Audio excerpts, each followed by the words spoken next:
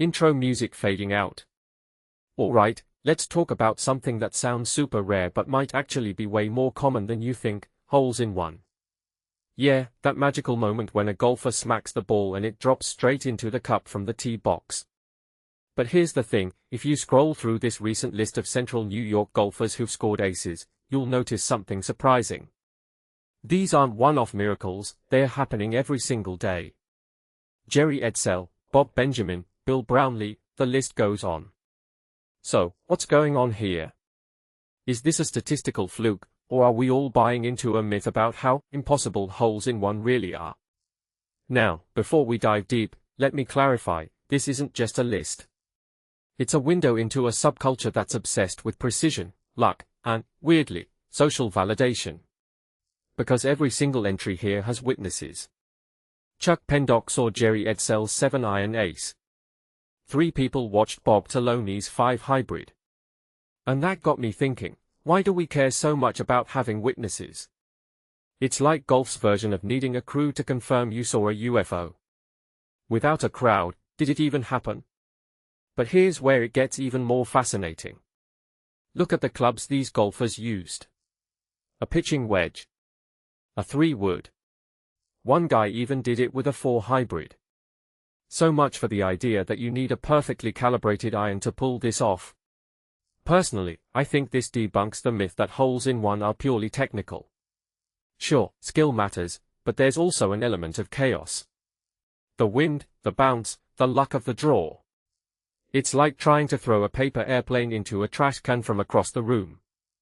Sometimes, everything just aligns. And then there's the age factor. Dave Greer, 84 years old, shot an 82. Bob Taloni, 77, matched his age. This isn't just cute, it's a middle finger to the idea that golf is a young person's game.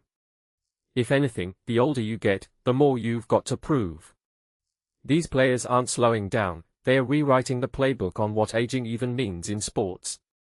Which makes me wonder, is golf the ultimate equalizer? Where experience, patience, and a touch of madness matter more than raw power? Let's zoom out for a second. Why Central New York? Is there something in the water at Drumlins West or Green Lakes that turns casual golfers into ace machines? Or is this just the tip of the iceberg? My gut says it's the latter. These reports are self-published, they rely on people remembering to send in their stories. So how many holes in one go uncelebrated? How many miracles happen in silence? Pause for effect. Here's the truth, we love stories about the impossible until we realize how common they might be. A hole-in-one isn't just a shot, it's a moment where skill, luck, and community collide. And maybe that's the real takeaway here. It's not about the ball dropping. It's about the people watching it happen. The witnesses.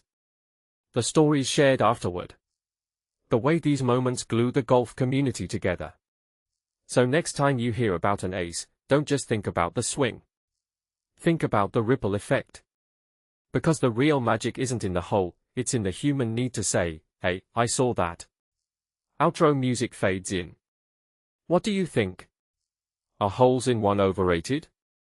Or is there something deeper going on here? Let me know in the comments, and if you've ever scored an ace, drop your story below. I'm dying to hear which club you used, how many people were watching, and whether you still tell the story at family dinners. See you next time.